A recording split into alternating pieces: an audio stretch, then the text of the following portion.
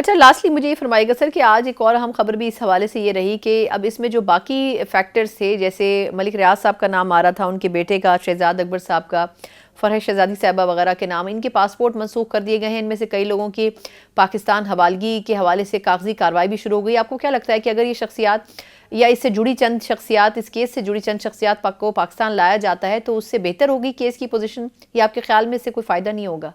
ये केस तो खत्म हो गया ना अब। हम्म। अब तो खान साहब की हद तक, बुशरा बीबी की हद तक तो केस खत्म हो चुका है ना, फाइनल हम्म। जजमेंट आ चुकी है। अगर अब इन्होंने कोई फैसला करना है इन शख्सियात से रिलेटेड, हाँ। वो तो उनका रोल क्या है उसमें, हम्म। उनकी क्या क्रिमिनल लायबिलिटी हम्म। अगर कोई बनती है नहीं बनती, यानी वो तो कोर्ट ने वो आप डिटरमिन यानी करनी। खान साहब को कोई फायदा नहीं होगा, जो अब फैसला है उसी के मुताबिक आगे चला जाएगा। देखिए, खान साहब को तो हम्म। फायदा होता अगर प्रोसिक्यूशन ने ईमानदारी से काम किया होता, और हम्म। जो वो अग्रीमेंट था जो एनसीए का और मलिक रियाज साहब की फैमिली का हुआ था, और फिर वो जो पैरा 45 था कोर्ट ऑफ अपील की जजमेंट का, अगर वो जज साहब के सामने रख दिया जाता, हम्म। तो मेरे ख्याल से ये आज आपके सामने इसका, खैर फिर भी मुझे पता फैसला क्या होता। हम्म। लेकिन प्रोसिक्यूशन का केस फर्दर वीक हो जाता। हम्म। फैसला तो हम्म। खैर यही होता, क्योंकि ये तो फैसले लिखे हुए आते हैं, सही हम्म। में इनके लिए। हम्म। लेकिन जाहिर बात है इसकी सही प्रोसिक्यूशन नहीं हुई, this is my hmm. Contention, और ना हम्म। इन्वेस्टिगेशन ठीक हुई है। हम्म। केस कुछ भी नहीं है, मेरिट पे, प्रोसीजर पे, एवरीथिंग पे ये हम्म। बिल्कुल डस्टबिन में जाने वाला केस है। जैसे साइफर गया है, बाकी केसेस गए हैं, ये भी हम्म। वैसे ही जाएगा। अच्छा, सलमान साहब, लास्ट क्वेश्चन सर, ये जो सिविलियंस का मिलिट्री ट्रायल का केस चल रहा है इस वक्त सुप्रीम कोर्ट में आईनी बेंचेस के सामने, आपके ख्याल में जिस किस्म के रिमार्क्स आ रहे हैं उससे क्या वाइब्स महसूस होती हैं? क्या जजेस कन्विंस हैं उस चीज़ से या उन मुकालमों से जो कि हुकूमत की तरफ से मौक़िफ़ दिया जा रहा है? क्योंकि जो सवालात उठ रहे हैं उससे तो लगता है कि कोई ख़ास सेटिस्फेक्शन नहीं पैदा हो रही है बेंचेस के अंदर जो राय हुकूमत की पाई जाती है। नहीं, देखें, बड़ा इन पे प्रेशर है, पहली बात है। आपने भी ईयू के एम्बेसडर की स्टेटमेंट भी सुनी होगी, देखी होगी, आज डॉन में पब्लिश हुई भी है। उन्होंने काफी कहा है कि जीएसपी प्लस स्टेटस को आप फॉर ग्रांटेड ना लें। हम्म। आपने मिलिट्री ट्रायल्स करके इसकी वॉयलेशन की है इंटरनेशनल कन्वेंशन की। हम्म। प्लस इनका जो मुल्क का आइन है आपका, आर्टिकल 175, 10 हम्म। ए, सारों की वॉयलेशन है, और सुप्रीम कोर्ट को भी पता है, अपील में भी जजेस को पता है हम्म। कि ये मिलिट्री ट्रायल सिविलियन हो सकता है, एग्जीक्यूटिव ऑफिसर्स नहीं कर सकते। तो इस चीज को इनको ठीक करने की जरूरत है। अगर ये नहीं करेंगे तो मेरे ख्याल से एक तो इंटरनेशनल बैकलैश बहुत आ रहा है, प्लस लोकल जो हम्म। लोग हैं, हमारी पब्लिक है, वो भी इस चीज को पसंद नहीं कर रही। और आप गैर कानूनी काम करके चीजों को वैलिडेट नहीं कर सकते। इस वजह से इसको ओवरटर्न सुप्रीम कोर्ट को करना होगा, ताकि सुप्रीम कोर्ट की जो बिल्कुल एक तो साख खत्म हो चुकी है वैसे, लेकिन शायद कोई थोड़ी सी 5-10% बहाल हो जाए, एक अच्छा फैसला कर दें इससे, इस हालात।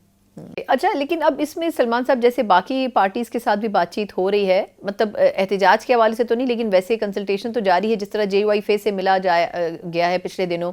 आपको क्या लगता है कि अगर उनको भी एहतजाज में शामिल किया जाए, उनके भी 8 फरवरी के इंतखाबात के हवाले से तहफ़्फ़ुज़ात तो हैं अपनी जगह, और वो भी अर्ली इलेक्शन की डिमांड कर रहे हैं आपकी जमात की तरह, तो क्या ही बेहतर होगा कि फिर बाकी अपोजिशन की जमातों को भी इकट्ठा किया जाए?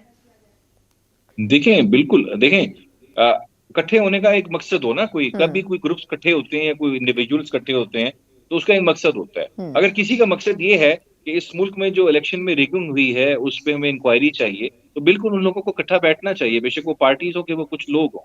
तो इस वजह से अगर इस मुल्क में बहाल करना आइन को, इस मुल्क में हमने कॉन्स्टिट्यूशन बहाल करके फंडामेंटल राइट्स को दोबारा जगाना है, रूल ऑफ लॉ की इज्जत करनी है, और कुछ पार्टीज ये चाहती हैं, बिल्कुल चाहती हैं, बड़ी अच्छी पार्टीज हैं, बड़े अच्छे लोग हैं, तो हम उनके साथ मिलकर भी एहतजाज करेंगे। कॉमन ऑब्जेक्टिव है, मुल्क को हमने वापस जमहूरियत की राह पे गामजन करना है, उससे हम्म। हमें आइन को बहाल करना पड़ेगा। अभी तो आइन बहाल नहीं है इस हम्म। मुल्क पे इस वक्त।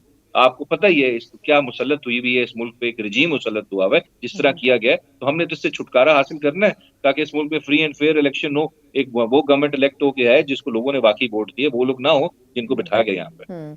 अच्छा सर, आपकी मौजूदगी का फ़ायदा उठाते हुए मुझे 2-3 चीज़ें आपसे लीगल एस्पेक्ट पे भी जाननी है। ये जो 190 मिलियन पाउंड केस है, अब इसका फ़ैसला तो आ गया, लेकिन जिस तरह कई दीगर सज़ाओं के बारे में जो खान साहब के ख़िलाफ़ आई थी, उनको या तो वो तो ज़मानतें हो गई या फिर वो सज़ाएँ ही ख़त्म हो गई।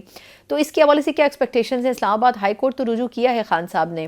तो आपको क्या लगता है कि इसमें क्या जो फ़ैसला है उसमें फ्लॉज़ मौजूद हैं, क्योंकि बड़ा टाइम लगा के ये फ़ैसला लिखा गया है? के टाइम लगाया गया है, बड़ा टाइम लगाया है, फैसला लिखवा के देने में बड़ी मेहनत की है, बड़े लोगों को। हुँ। शायद अंग्रेजी भी दो तरह की इसमें लिखी हुई है, एक लगता है दो दो लोगों ने अंग्रेजी लिखी है हुँ। इसकी। या तो बहुत अच्छी ऑक्सफोर्ड की कैम्ब्रिज की पढ़ी हुई है अंग्रेजी नजर आती है पैराज में, कुछ हम्म पैराज में लोकल देसी लग रहा है काम चल रहा है इन्होंने। तो हम्म इस वजह से इस पे अपील तैयार हो गई है हमारी। और देखें हम्म इसका बड़ा सिंपल सा केस है, मेरिट्स पे भी कुछ नहीं है, प्रोसीजरल इरेगुलरिटीज भी कमिट हुई थी इस केस हम्म के अंदर। तो नैब का केस ही नहीं बनता था, there is no financial benefit. जो पैसे सुप्रीम कोर्ट के अकाउंट में आए थे वो एनसीए और मलिक रियाज साहब की फैमिली का जो आपस का एग्रीमेंट था उसके तहत आए थे, जिसका खान साहब से कुछ लेना देना नहीं था। तो we have a very good case, in fact ये साइफर से भी और तोशाखाना केस से भी ज्यादा अच्छा है मेरिट्स पे। तो इस एक हेयरिंग की मारा है, दो हेयरिंग की, लेट्स होप ये फिक्स हो जाए। उन हम्म जजेस के पास नहीं जो कंफर्म्ड नहीं है, इन्होंने अपॉइंट किया है 26वीं आईनी तरमीम के बाद, सीनियर जजेस के पास फिक्स हो। एक हमारी ये डिमांड है, जिस जज के पास फिक्स करें, they should be senior permanent जजेस of the high court, not unconfirmed जजेस। जो वो जजेस जो प्रोसिक्यूशन ने अपॉइंट किए हैं, क्योंकि आप देखें 26वीं आईनी तरमीम के बाद एक फर्क आया है। अब जो भी जजेस अपॉइंट हो रहे हैं वो सारे हुकूमत वक्त के वोट से हो रहे हैं। सो उन जजेस का जो फ्यूचर है कि उन्होंने कंफर्म होना है नहीं होना कल को, वो हम्म हुकूमत वक्त के वोट पे डिपेंडेंट है। सो हम्म मैं किसी के खिलाफ बात नहीं करना, पर्सनल इल्जाम नहीं लगा रहा, लेकिन hmm there is an inherent conflict of interest. So the property demands कि ऐसे जजेस वो केस ना सुने जिन्होंने अभी कंफर्म नहीं हुए, वो जूनियर मोस्ट जजेस हैं, और उनकी confirmation is dependent upon the vote by the prosecution, क्योंकि prosecution is extension of the executive branch of the state. इस वजह हम्म से ये हमें एक हमारी है ग्रीवियंस जो हम हर जगह रेज करेंगे, हमारी ये डिमांड है। हम्म